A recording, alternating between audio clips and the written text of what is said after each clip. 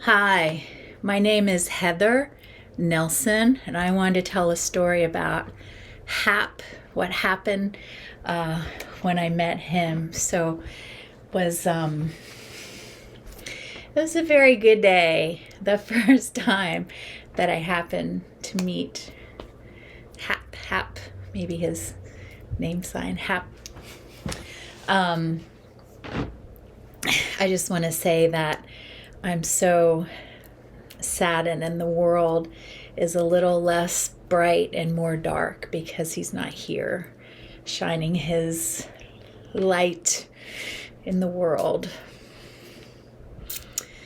When I met him, I was in Frederick, right there in the old Starbucks.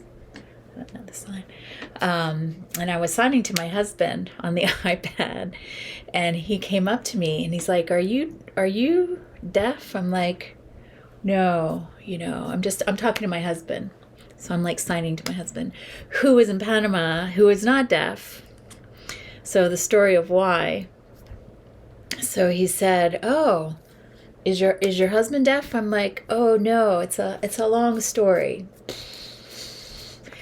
And he's like, "Oh, I have time. Why don't you tell me your story?"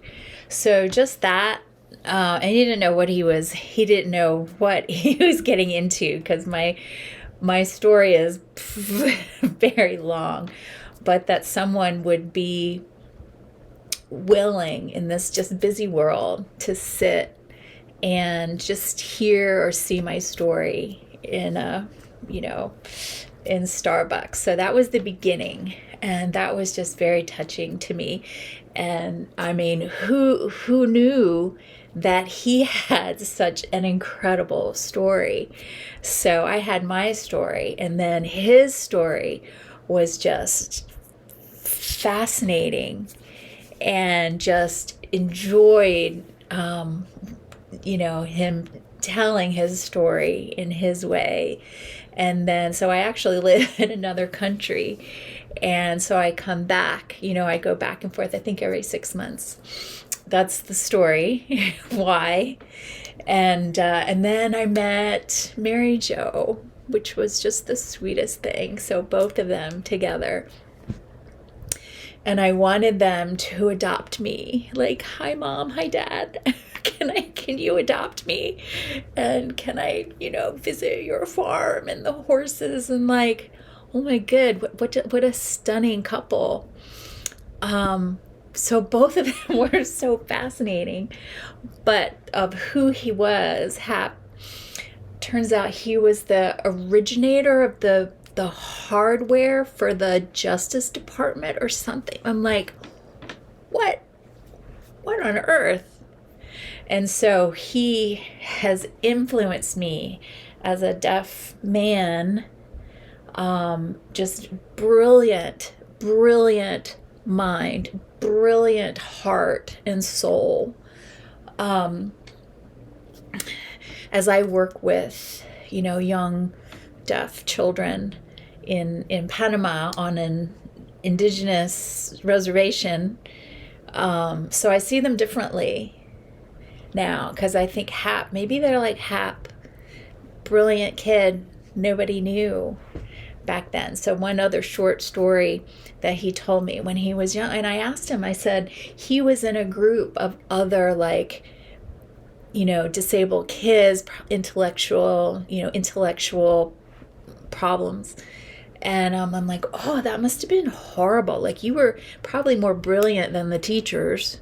And he's kind of stuck in that class. They see all as grouped together of like disabled.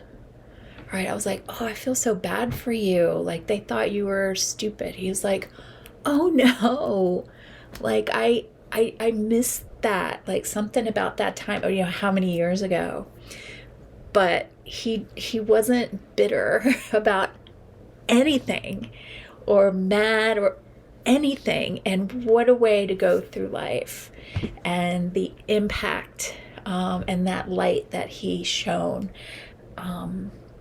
that just continues to reverberate now in an indigenous in an indigenous area of Panama. So they have the video of him meeting my boy Moises. So that boy, I have such high expectations. It turns out that he's brilliant too.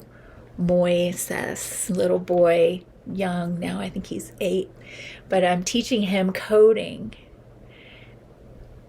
And I have just, because like maybe he's like Hap, and I think he is, honestly. So I'm just thankful to however Hap arrived on earth for too short a time. I'm thankful for his life, for his smile, for his just everything. And he and Mary Jo both, just very dear people to me.